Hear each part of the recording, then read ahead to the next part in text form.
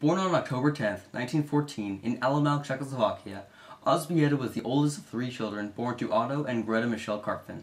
Otto owned a large factory, including a railroad that came to his factory. His business included fabric and metals. Ozbieta was raised by nannies and housekeepers. Both her mother and father worked in the business. She was sent away to boarding school at an early age. Ozbieta's brother, William, was the first child in the neighborhood to own a car, being that the car era was just beginning.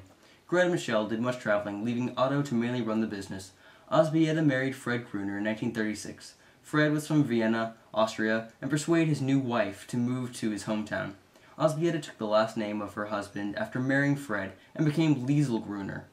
They set up their household in Vienna. They were given furniture, carpets, and china for their wedding.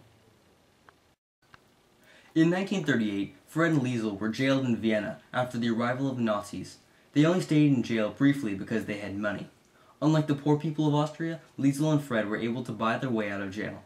While in jail, Liesl remembers that she had a friend from boarding school whose father was a diplomat.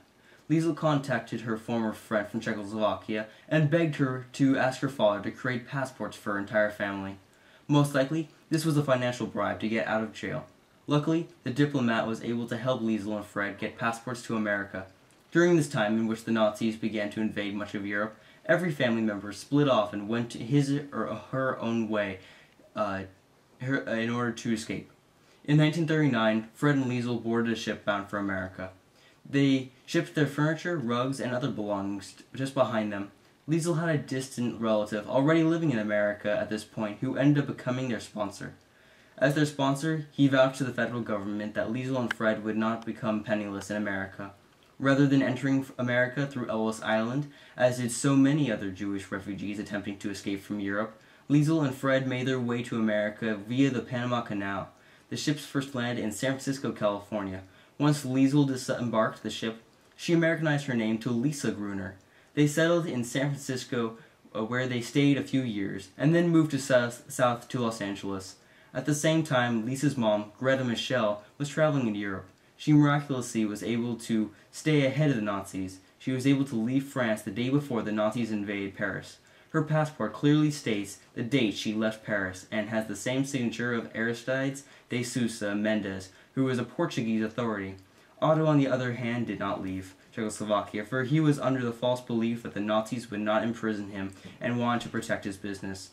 According to the Red Cross records, Otto died in Theresienstadt, which was a concentration camp in Czechoslovakia. Today, Lisa Gruner, my great-grandmother, is a 95-year-old Holocaust survivor living in Los Angeles, California. To this day, she refuses to talk about the tragedy and horrors of the Holocaust. It obviously is far too painful for her to talk about the lives of those lost due to the atrocities done by Hitler and the Nazis.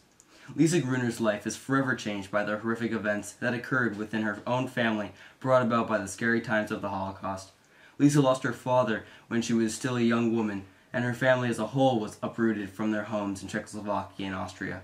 Nonetheless, she lives today alive and well, and certainly tries to keep the mood in her home lively and uplifting, and thus does not speak of the dreadful time that was the Holocaust.